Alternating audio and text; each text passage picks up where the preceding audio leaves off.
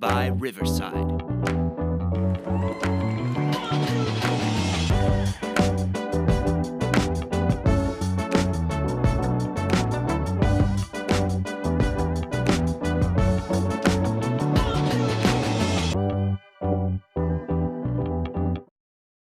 All right. Hi, everyone. Happy New Year. And thanks for tuning in for another episode of Leadership Bites, the podcast where we feature and elevate women leaders and their journeys with the goal of inspiring, empowering, and uplifting. Today, I am so pleased to welcome Kimberly Jones. Kimberly, or Kim, as she's known more informally, is the president of the Council for Opportunity in Education. Previously, she served in several roles at the council, but in her present role, she is the chief executive officer of the council and represents the interests of its member colleges, universities, and community based agencies that serve nearly 900,000 students in the federal TRIO programs. Prior to joining COE, Kim was an associate in the communications practice group at the law firm of Dow Loans. Am I saying that right, Kim? Yep. And it's now Cooley LLP, where she advised clients on a variety of broadcast and media law issues. Also, she's a board member of Marked by COVID, which is a nonpartisan charitable organization that promotes accountability, recognition, and justice for the millions of victims of COVID-19, including her father. There are so many things that I could tell you about Kim, but I'm going to close out on her bio with saying that she is a Harry S. Truman Scholar. She's a graduate of Yale University and the Georgetown University Law Center. And in 2016, she was named one of the 40 under 40 nation's best advocates by the National Bar Association, and also received the organization's Excellence in Activism Award. In 2018, she was selected for the Diversity Executive Leadership Program, sponsored by ASAE, the American Society of Association Executives. And in 2021, she earned the Certified Association Executive credential from ASAE. So I am so excited to welcome this impressive woman leader to our ranks today. Thank you so much for joining us, Kim. Absolutely. Thank you for having me. I'm flattered by the invitation. Thank you. So, you have an interesting background, and we're going to dig down into that journey and unpack it a bit.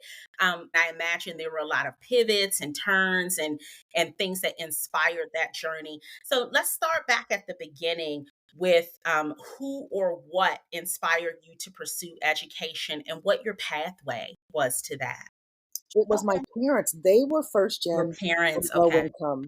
And so when Okay. people ask me, because those are the students I represent, they want to know, oh, were you in TRIO or were you first gen? Were you low income? I'm proud to say no, because my parents carved that path. My Yeah. mom, she was born on a farm in segregated South Carolina, and her Wow. family migrated to the north as part of the Great Migration in the 1960s. My dad's family came from New York, and he actually, through an unfortunate tragedy, ended up being raised by a single mom. His father was murdered in a violent attack.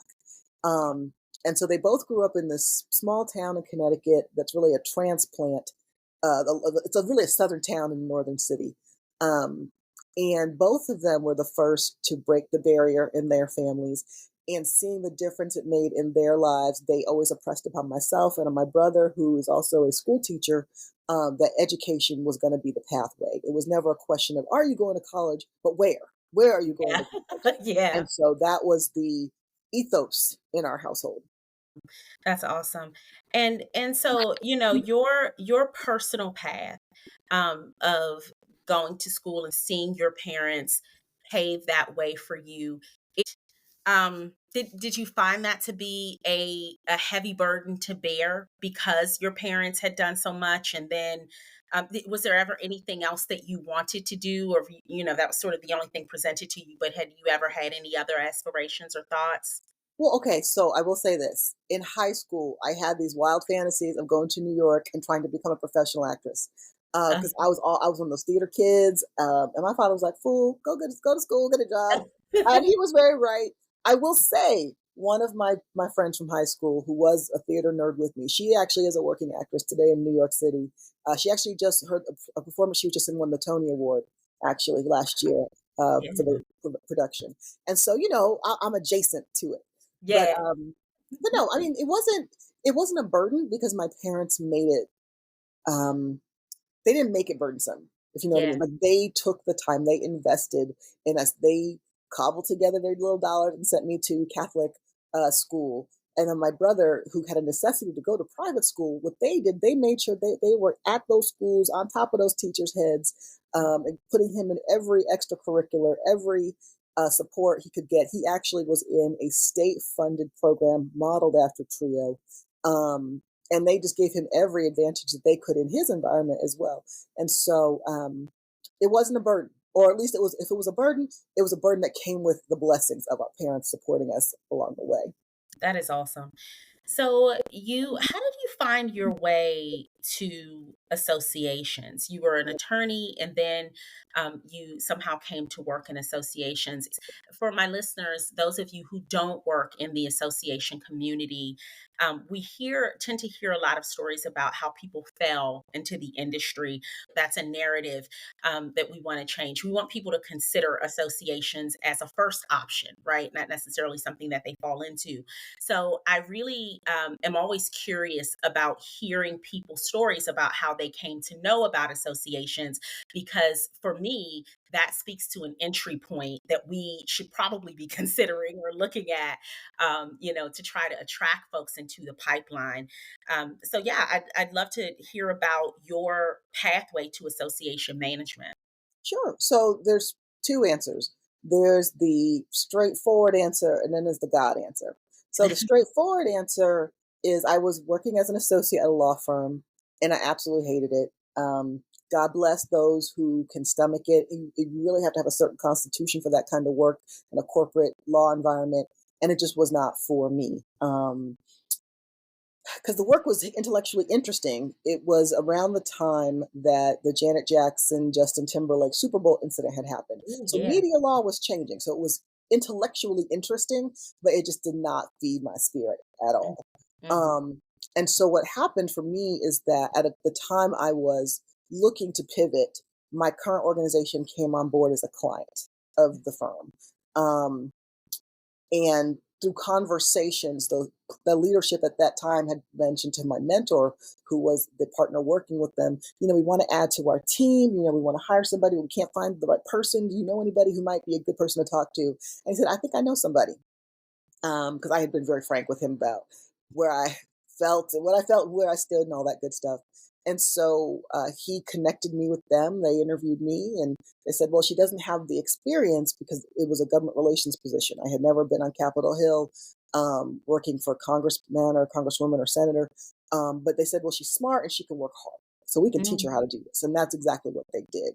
And so I started off in the association space in the government relations sector, and worked my way up. And during the time of perfecting my craft as a lobbyist, I always made it my business to get professional development, to get training, because I wanted to be a good, not just a good lobbyist, but a good manager as I was moving up in the ranks. And eventually, as I was on that path, I determined that I wanted to do not just government relations, because after a while, there's a cycle to government work.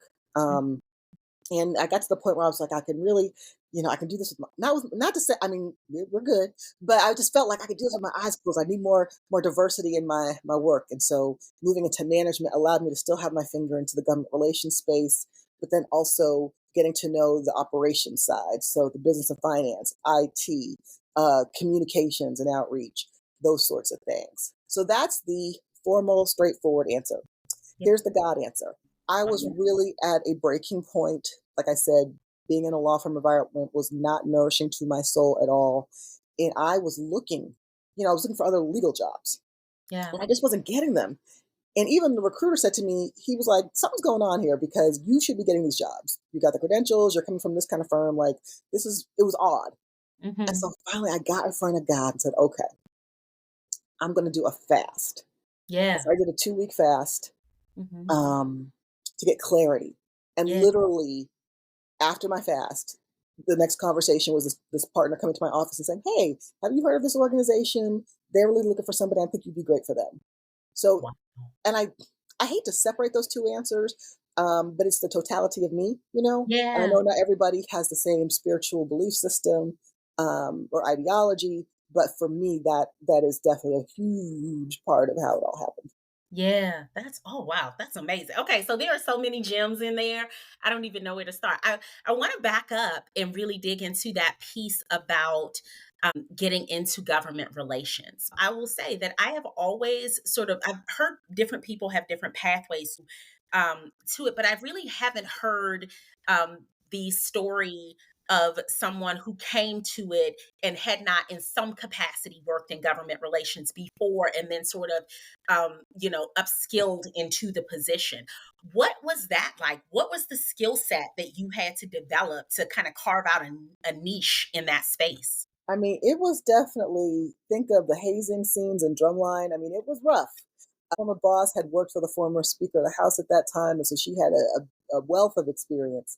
But the thing about it is, my predecessors, the leaders of the organization, they learned it themselves. Mm, They were educators um, who got involved with government relations because they wanted to have a voice. So they just learned it organically. So they knew it could be done. okay. And so a lot of it was shadowing people, getting on committees, joining organizations, and talking to more experienced people um, about what types of courses I should be taking, what types of briefings I should go to. And then the dirty secret is when it comes to advocacy and lobbying, the hardest, not the hardest part, but certainly one of the biggest parts of the job is showing up. You got to be there. So at the hearings, at the networking functions, at the political fundraisers. I mean, it's a 360 game, and you can't just have one piece of it. You really have to dig in, put in the time, put in the legwork, put in the face time to really get your goal across the finish line. Yeah, yeah, exciting. And that's And why, to that point, though, in association world, I know some people look at your association lobbyists askance, like, how come they're never in the office? They're not supposed to be. If they that is a good point because you don't see. I think that's something that doesn't get talked about how these different jobs function, differently within an organization.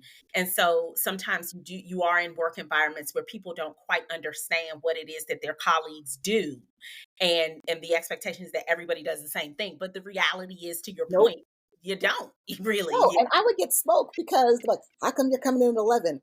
I'm coming in at 11 because I had to go to a breakfast on Capitol Hill. And why are you leaving at 4? Because I had to go to a happy hour over here to meet with these staff members. I mean, I wrote an article actually, and ASAE published it. It was called something like Five Things Your Lobbyist Wants You to Know, because Mhm. that was one of the main points. I was like, this is not a desk job. You know, you got to be out. And sometimes you got to see the long game and plot out. Sometimes you'll fix a problem in 5 minutes. Sometimes you'll fix it in 5 years. Ooh. Mm. All right. Long game. Okay. All right. And so, you know, you worked in several positions at COE before becoming the president of the Mhm. organization. Did you, sort of what was that journey like? Did you sort of aspire to say, eventually I'd love to lead this organization? Or was it just something that happened organically? How did nobody I don't want to say nobody, but few people started an organization and wind up as the president of the organization, right? That's not something that happens for everybody. So how did that happen for you? Well, and I will say I'm a little bit of an oddball in that people don't stick around anymore. Like I've been Mm, at COE for 16 years, and I yeah. think I'm part of the last generation of people who were doing that sort of thing. It's much more common for people to be at a place 3 to 5 years and get out. Yeah. But I just kept getting promoted, and Yeah. I will say that my predecessors, they saw it in me before I saw it in me, Mm, and they would kind of just drop little nuggets and say, we see this for you, so you should really get yourself trained around this, and just giving me opportunities. And so having mentors in place to help usher you along. And other people would say, oh yeah, she's gonna be the president. I'm like, I'm just trying to do my job. Like I was not that. I was just trying to excel in the position I was in. yeah. But eventually, again, as I sort of got a little bit bored with government relations, I did take a look around. What are some other things I can learn how to do? And I do think I do. This is my opinion. Mhm. So take it for what it's worth, which is very little. I do think having a strong government relations foundation is critical for association leaders. Mm, Um, Unless you're in some industry that is completely separate from the government, and I can't even think of one because there's always going to be a rule, a regulation, a law, a tax. There's going to be something that impacts your work and your constituents, your members. And so having that foundation to me is really critical, and I'm very grateful to have it. yeah. And so for leaders who don't have that, because there are going to be people who are listening who are coming from all backgrounds and all walks. Um, how can they get there? What is an opportunity to develop themselves? And do you know of any type of training or what should they be focusing on? The best way is to show up, right? And so every organization has their hill day, their lobby days. And so if you can, even at a volunteer level at your organization, be involved with that. Go on the hill with some meetings with some constituents. If you're part of something like ASAE, join their public policy or government relations committee. Just at least get a cursory knowledge. You don't have to be an expert, but I think it's a detriment if an association leader doesn't understand the importance of the political game, Yeah. politics and policy, because Mm. the two. All right. Talk to me more about that. Politics and policy. Look, Well, you okay. can tell I'm really that I'm fascinated by this. So everybody goes to the Hill with their little one pager that says the reasons why the Congress should support their issue, and these are the statistics and data points and the success stories, and that's important. You have to have that. That's basic, but Mhm. that's not going to necessarily get the job done. It's like, well, who are you talking to? What committees is this person on? Are they on the committee of jurisdiction? Are they going to, if they're going to sponsor something, are they getting any co-sponsors? Are they getting a companion bill in the of the chamber? So you can't just kind of go and litter the Hill with your one pager and think you're done. You Yeah. have to strategize around how you're going to get from those talking points to actual policy, because only maybe 2 or 3% of all bills turn into law that are Mm, introduced. And, so, mm. and sometimes your job is to try to stop something, right? But you can't just have one conversation with one person and hope it works out, unless, for instance, your particular congressman or senator happens to be the chairman of the committee dealing with that issue, and you have a great relationship.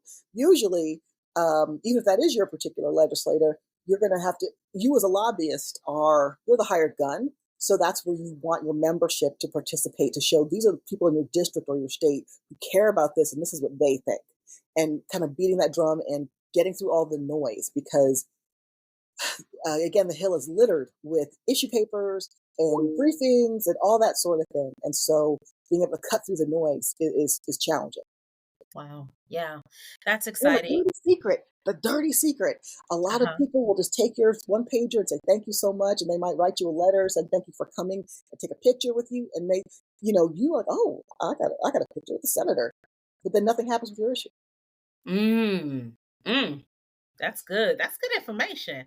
So, my association colleagues out there who are listening, hope you're listening to this and taking notes. This is fascinating information, and it's the things that people that you don't often hear, that you Yeah. don't often know about. So, yeah, I think that's amazing. And it's just one more example of the different pathways that there are in associations and the rich conversation that can be had around the knowledge base and the core competencies and things that people need.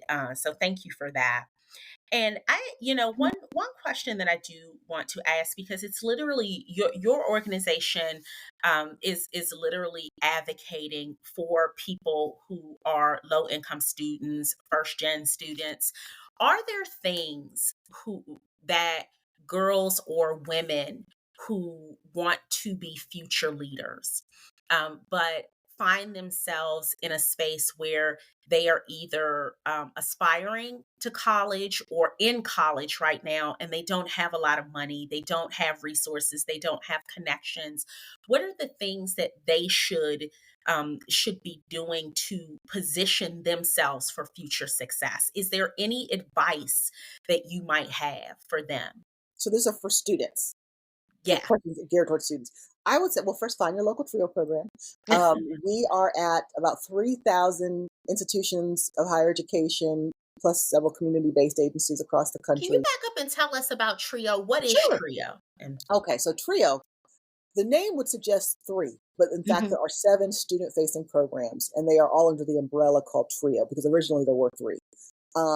But it's seven programs, and they start with students as young as middle school. That's our Educational Talent Search program, and that was actually the first program authorized in the Higher Education Act because when they were creating the Higher Education Act and they're trying to open up access, college presidents literally said to the government, "Hey, rich people come to college. Where do you want us to find these talented, disadvantaged youth?" And Yeah. so that's where the name Talent Search came from. It was designed and intended to seek out students from sixth grade through 12th grade to give them access to information about these are the courses you need to be taking to prepare for college. The Mm, most well known TRIO program is Upward Bound. mhm. That is a program where you live on a college campus for 6 weeks in the summertime and really get the experience of being a student. This is for high school students. And then you also have Saturday academies. Because it's so intense, it has a profound effect on people. And that's why people tend to talk about it more. And so, our alumni from Upper Bound include people like Viola Davis. That's where she took her Mm. first acting class, like John Wow. Quinones of ABC News. We have an astronaut, Jose Hernandez. There's a movie about him right now on Amazon Prime. That program really grabs you at the high school level. And complementary to that is something called Upward Bound Math Science. The same model, but it's more around STEM. Mhm. Once you get into college, you have what's called student support services. That's our undergraduate retention program. The- Yeah. what happens a lot of times, you might have a kid who's in talent search or Upward Bound, and then their parent goes to EOC because Mm, that's where they get their support. And then finally, we have Veterans Upward Bound. Veterans Upward Bound was created after the Vietnam War, and I had all these veterans coming home who had these educational benefits, but not the tools to use mm, them.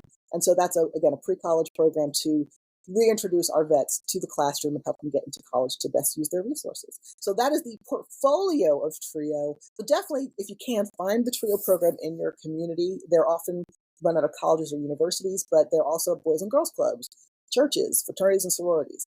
Um, so that was the first answer to the question.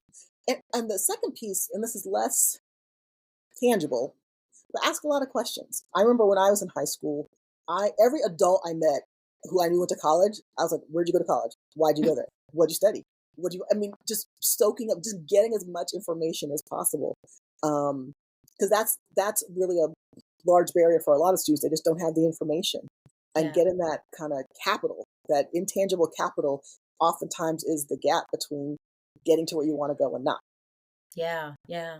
And so you've been very fortunate in that in your professional life, you have had champions within your organization who saw your potential, who gave you opportunities, who pushed you forward. Did you also seek out mentors outside of that environment? And if you did, what was that process like for you? How did you do it? Because that's a really intimidating thing for a lot of people is how do I find these connections? Like, how do I do it? Yeah. That is a great question because I will tell you, first, I have to say, and I know other people have said it before, but I want to reiterate it. Your sponsors, your mentors, they don't have to look like you. Like the gentleman who assisted me in getting to where I am now, he could be my grandfather. He's an older white Jewish man uh, from a more elite background. But did he champion for me? Yes. Does he still champion me for me today? I actually saw him over the holidays and he was overjoyed to see me. He's again reiterating how proud he is of me. So your mentors, your sponsors do not have to look like you. Ooh, Um, so don't be afraid to journey outside of what's familiar. I will say, and I don't know if this is a DC thing or what, but I did find it difficult to have mentors just because everybody's so busy.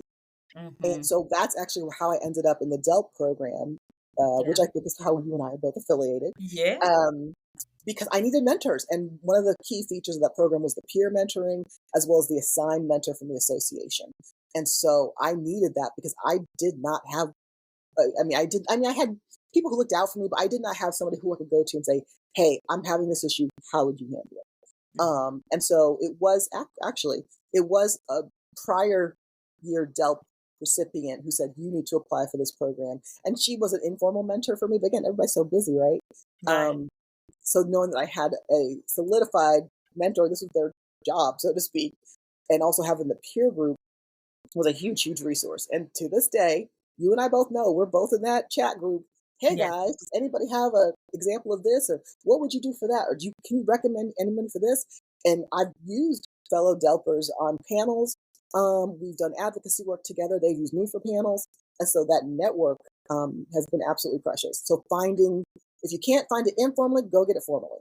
Yeah, yeah, I love that. And listeners, for those of you who are not in the association community, the program that Kim is referring to is the American Society of Association Executives Diversity Executive Leadership Program, which I mentioned a bit earlier in the show.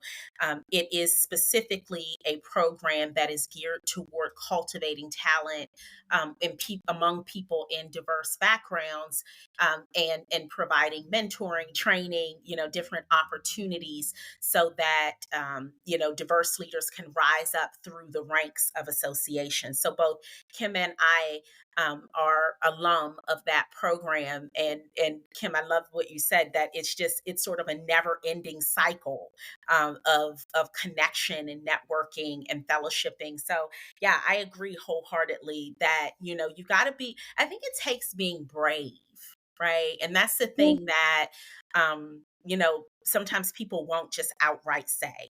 I think if you are looking to be mentored or to have your talent or initiative cultivated, you have to be brave and have those conversations with people that you want to connect with. yeah, And it can't be a one-way street, right? It has to be, I think, an authentic connection where both parties are showing up to the right. table, to get, there has to be some reciprocity there, and some mutual interest, mutual common ground and connection. So um Absolutely. yeah, thank you for raising that. I think that's No, that's a really great point. And one thing, and I know it might be intimidating, especially if you're the person looking for the mentor, to think, well, what can I have to offer? Even just knowing that you're willing. And so yeah. saying, I like to say things to the effect of, how can I help you? I don't want to just be a taker. How can I help you? Yes. Sometimes that's all you need to even do, just to express that willingness um, to reciprocate.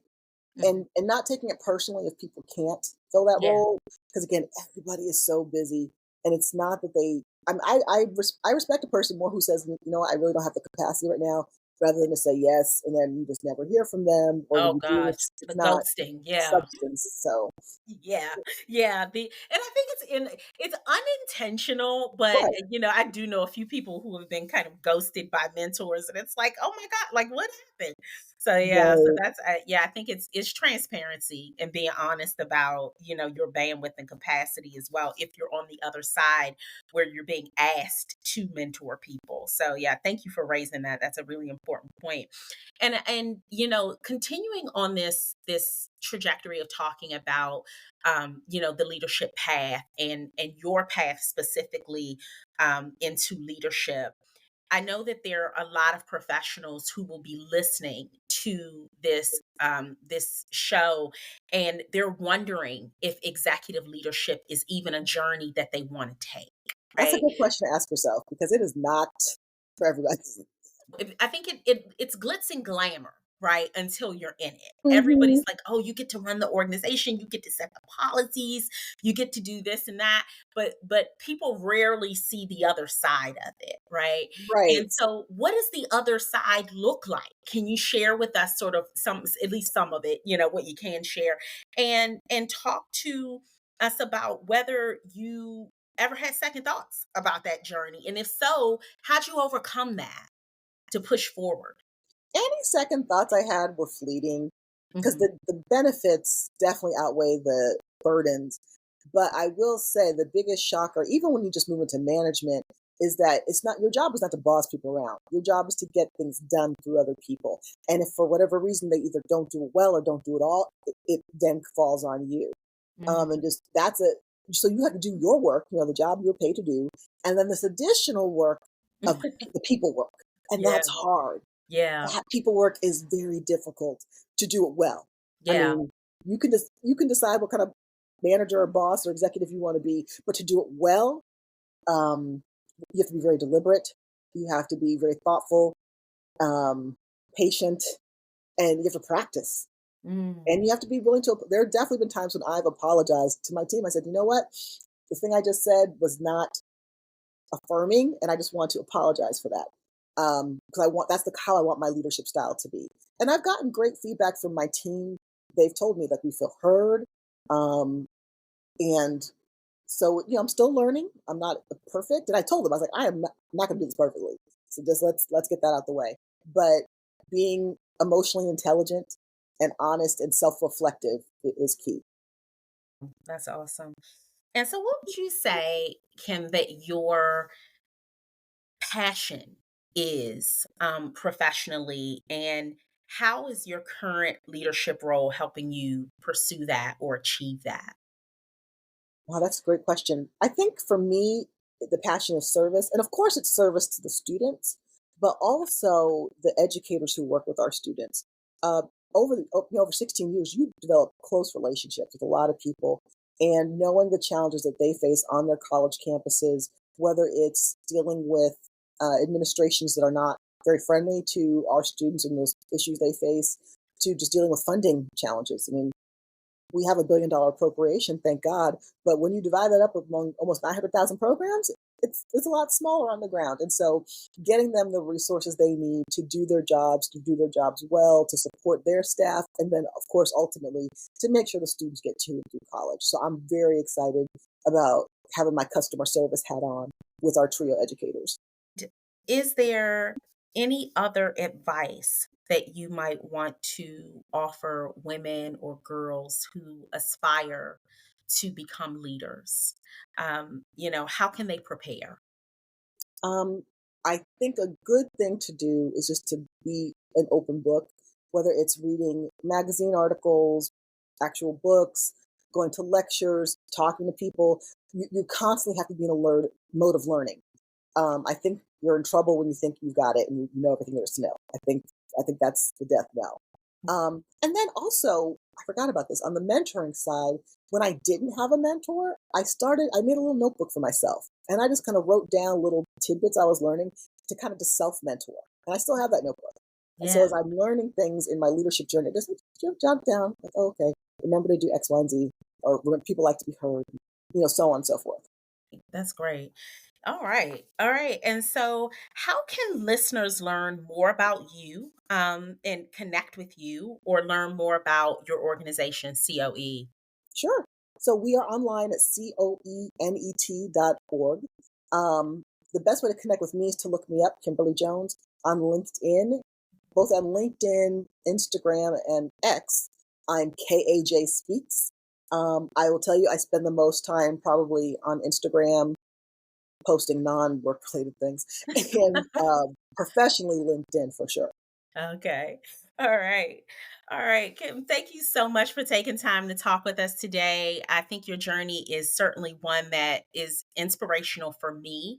And I wanted to share that with our audience. I think, I was so excited when I saw the announcement about you becoming president of COE. Like it's just so monumental. And like I said, that is not a trajectory that you see happen every day. So it happening for someone who has worked hard for it, who has served and put in the work among some very deserving, but sometimes overlooked and underrepresented constituencies is especially rewarding. Listeners, I hope you enjoyed hearing Kim's journey and take the time to connect with her. Her organization again, COE, is at coenet.org, and you can find her at Kimberly Jones on LinkedIn. And she told you about the other things, but probably LinkedIn is a great place to connect if you're looking to connect professionally. And until next time, talk to you soon. Thank you.